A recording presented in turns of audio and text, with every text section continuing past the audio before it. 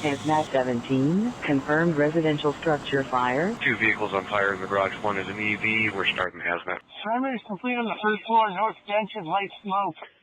We do have a red in the garage. Engine component is smoking. At 7:40 a.m. on Wednesday, January 10th, South Metro received a 911 call from a resident on South Mobile Street in Centennial reporting their garage on fire. Working smoke alarms in their house alerted them to the situation, and they saw that their electric vehicle in the garage was on fire. Upon arrival of Arapahoe County Sheriff Deputies and South Metro firefighters, they observed a large volume of fire and smoke coming from the garage. An initial search of the home thankfully revealed that there was no one else inside the house, and thankfully the people who were inside safely evacuated without injuries. Once the fire was controlled, our firefighters determined that the lithium-ion battery pack inside the vehicle was still burning. That poses a great hazard and a great risk to everything around it, not only because of the risk of the fire spreading, but because the smoke that's coming off of the vehicle is very toxic. Once firefighters knew that an electric vehicle was involved, the Hazardous Materials Team responded to the scene. Those apparatus are equipped with a specialized electric vehicle fire blanket, which is used to smother the fire. When the blankets arrived on scene,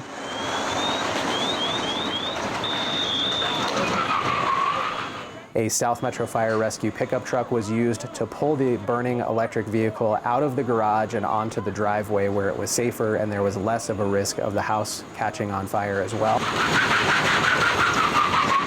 Under the protection of a charged hose line, our firefighters in their full protective equipment and respiratory safety equipment applied that blanket. This is a Jaguar.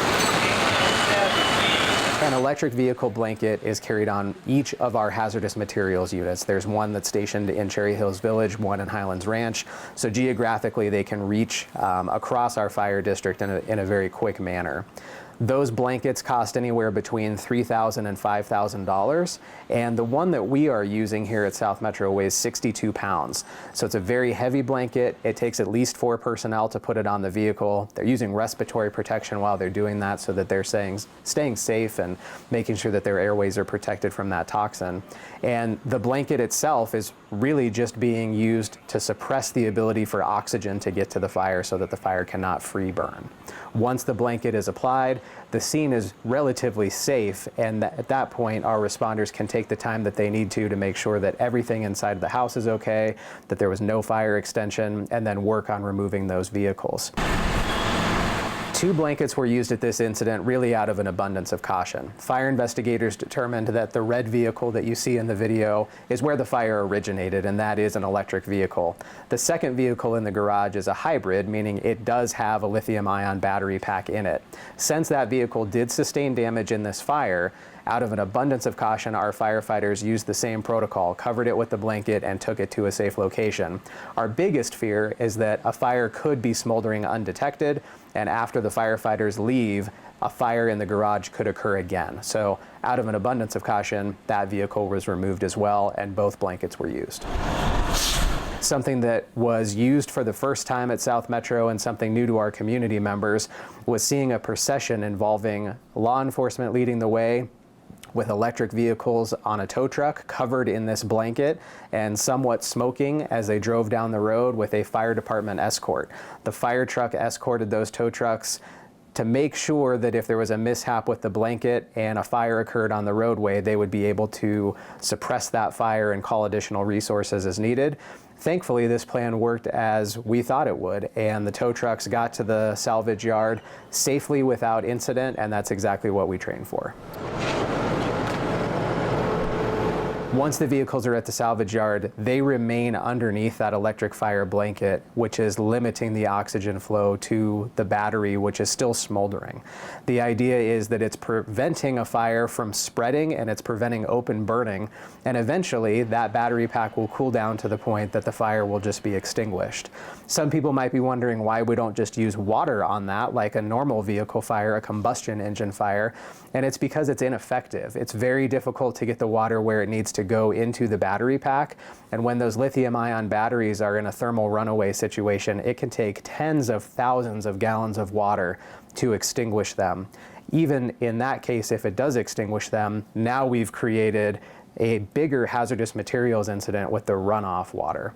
There's also a risk that even after water has been applied and successfully suppressed the fire in that moment, that those batteries will reignite later. So the safest thing that we can possibly do, take the vehicle away from anything that could possibly burn and where it could hurt someone, and leave it under that blanket until it's cool enough and the fire is 100% out. South Metro knew that we needed to take a different approach to these fires so that we could be more effective.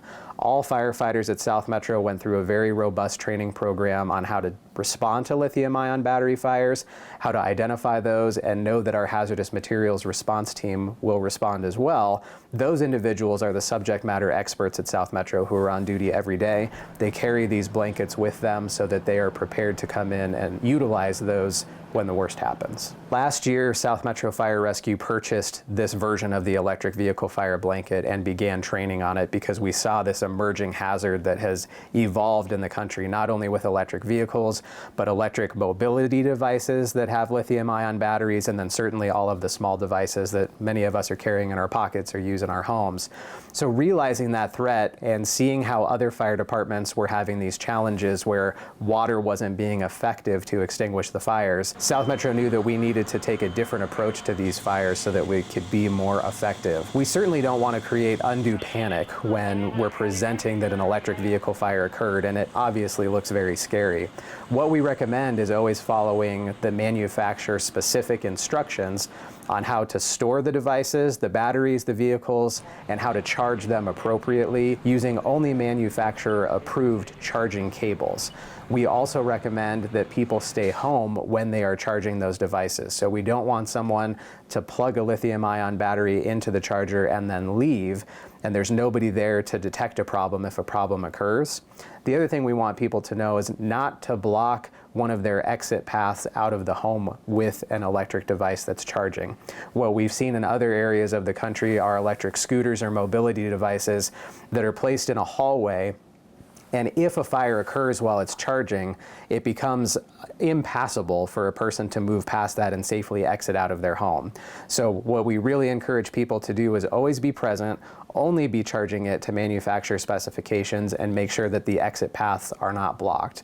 And of course, not only just with electric vehicle fires, lithium-ion battery fires, but residential fires are the most common fires that South Metro respond to. And we encourage our community members to make sure when they watch this video, the next thing they should do is check and make sure that they have working smoke alarms in their home.